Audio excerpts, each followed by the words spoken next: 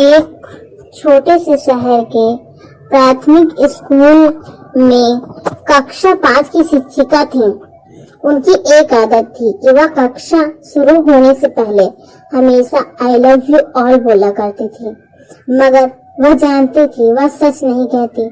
वह कक्षा के सभी बच्चों से उतना प्यार नहीं करती थी।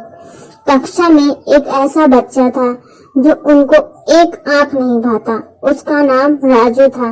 राजू मैली कुचैली स्थिति में स्कूल आ जाया करता है। उसके बाल खराब होते हैं, जूतों के बंद खुले, शर्ट के कॉलर पर मेल के निशान। व्याख्यान के दौरान भी उसका ध्यान कहीं और होता। मिस के डांटने पर वह चौंक कर उन्हें देखता तो लग जाता, मगर उसकी खाली खाली नजरों से उन्हें साफ पता लगता था कि राजू शारीरिक रूप से कक्षा में उपस्थित होने के बावजूद भी मानसिक रूप से गायब है। धीरे धीरे मिस को राजू से नफरत सी होने लगी। क्लास में घुसते ही तारिक मिस की आलोचना का निशाना बनने लगता।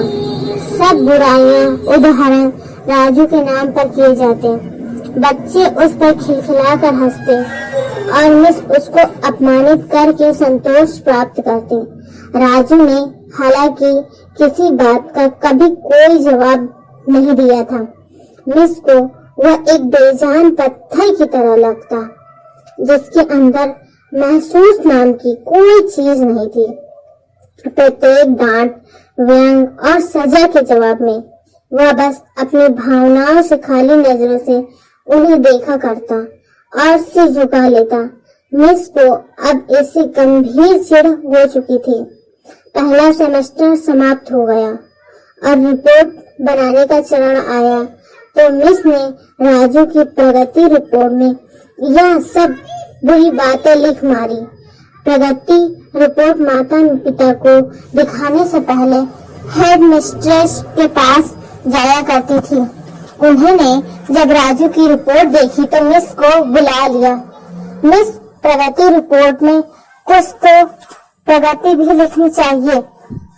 आपने तो जो कुछ लिखा है इससे राजू के पिता इससे बिल्कुल निराश हो जाएंगे। मैं माफी मांगती हूँ, लेकिन राजू एक बिल्कुल ही अवशिष्ट और निकम्मा बच्चा है। मुझे नहीं लगता कि उसकी प्रगति के बारे में कुछ लिख सकती हूँ। मिस घृणित लहजे में बोलकर वहां से उठ आई। हेडमिस्ट्रेस ने एक अजीब हरकत की। उन्होंने चपरासी के हाथ मिस की डेस्क पर राजू के पिछले वर्षों की प्रगति रिपोर्ट रखवा दी। अगले दिन मिस ने कक्षा में प्रवेश किया तो रिपोर्ट पर नजर पड़ी। पलट कर देखा तो पता लगा कि यह राजू की रिपोर्ट है। पिछली कक्षाओं में भी उसने निश्चय ही यही गुल खिलाए होंगे, उन्होंने सोचा और कक्षा 3 की रिपोर्ट खोली। रिपोर्ट में टिप्पणी पढ़कर उसकी आश्चर्य की कोई सीमा न रही जब उन्होंने देखा कि रिपोर्ट उसकी तारीफों से भरी पड़ी है। राजू जैसा बुद्धिमान बच्चा मैंने आज तक नहीं देखा। बेहद संवेदनशील बच्चा है और अपने मित्रों और शिक्षक से बेहद लगाव रखता है। अंतिम सेमेस्टर में भी राजू ने प्रथम स्थान प्राप्त कर लिया है। मिस ने अनिश्चित स्थिति में कक्षा 4 की रिपोर्ट खोली। राजू ने अपनी माँ की बीमारी का बेहद प्रभाव लिया। उसका ध्यान पढ़ाई से हट रहा है। राजू की माँ को अंतिम चरण का कैंसर हुआ है। घर पर उसका और कोई ध्यान रखने वाला नहीं है, जिसका गहरा प्रभाव उसकी पढ़ाई पर पड़ा है। राजू की माँ मर चुकी है और इसके साथ ही राजू के जीवन की चमक और रौनक भी। उसे बचाना होगा इससे पहले कि बहुत देर हो जाए। मिस के दिमाग पर भयानक बोझ तारी हो गया। कांपते हाथों से उन्होंने प्रगति रिपोर्ट बंद की। आंसू उनकी आंखों से एक के बाद एक गिरने लगे। अगले दिन जब मिस कक्षा में दाखिल हुई तो उन्होंने अपनी आदत के अनुसार अपना पारंपरिक वाक्यांश आई लव यू ऑल दोहराया, मगर वह जानती थी वह आज भी झूठ बोल रही है, क्योंकि इसी क्लास में बैठे एक उलझे बालों वाले राजू के लिए जो प्यार वह आज अपने दिल में महसूस कर रही थी, वह कक्षा में बैठे और किसी भी बच्चे से हो ही नहीं सकता था।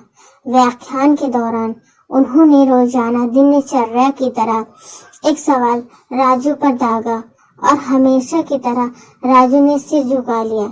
जब कुछ देर तक मिस से कोई डांट फटकार और सहपाठी सहयोगियों से हंसी की आवाज उसके कानों में ना पड़ी तो उसने अचंभे से सिर उठाकर उनकी ओर देखा।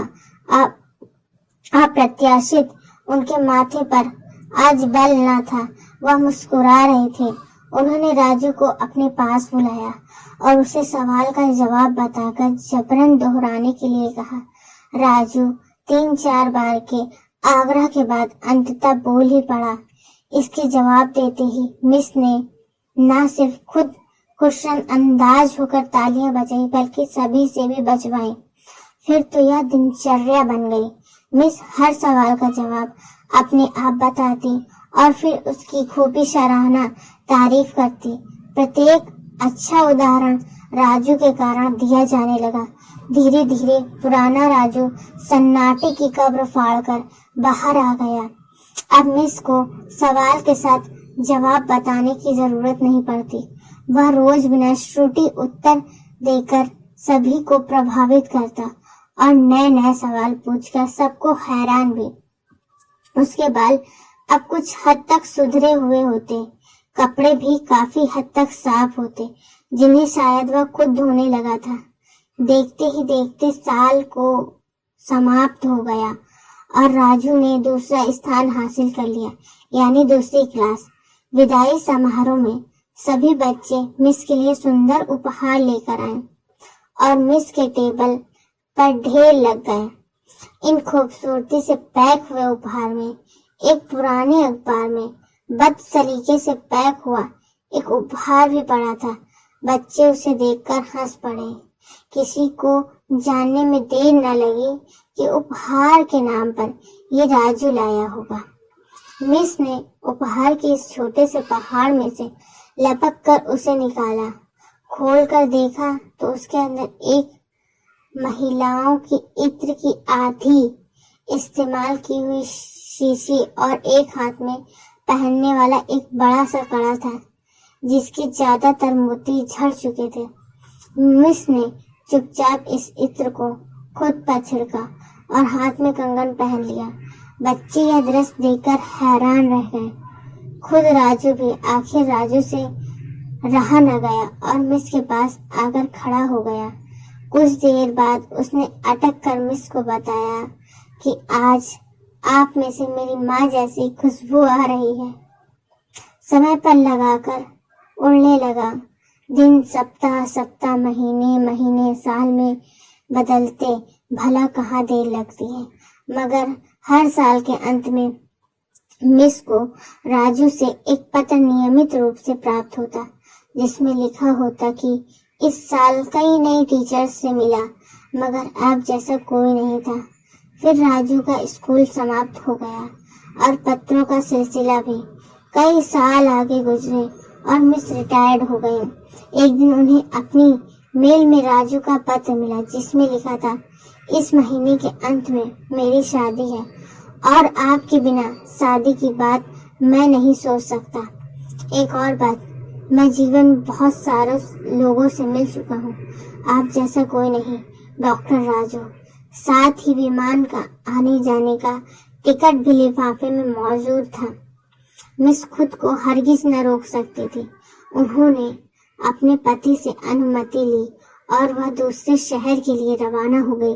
शादी के दिन जब वह शादी की जगह पहुंची तो थोड़ी लेट हो चुकी थी। उन्हें लगा समारोह समाप्त हो चुका होगा, मगर यह देखकर उनके आश्चर्य की सीमा न रही कि शहर के बड़े डॉक्टर, बिजनेसमैन और यहाँ तक कि वहाँ पर शादी कराने वाले पंडित जी भी थक गए थे कि आखिर कौन आना बाकी है। मगर राजू समारोह में शादी के मंडप के बजाय गेट की तरफ टकटकी लगाए उनके आने का इंतजार कर रहा था। फिर सबने देखा कि जैसे ही एक पुरानी शिक्षिका ने गेट से प्रवेश किया, राजू उनकी ओर लपका और उनका वह हाथ पकड़ा जिसमें उन्होंने अब तक वह सड़ा हुआ सा कंगन पहना हुआ था, और उन्हें सीधा मंच पर ले आया। माइक हाथ में पकड़कर उसने कुछ यूं बोला, दोस्तों, आप सभी हमेशा मुझसे मेरी माँ के बारे में पूछा करते थे और मैं आप सबसे वादा किया करता था कि जल्द ही आप सबको उनसे मिलाऊंगा। यह मेरी माँ है। शिक्षक की आंखों में आंसुओं की धार बहने लगी। आपको ये कहानी कैसी लगी? प्लीज कमेंट्स में जरूर बताएं।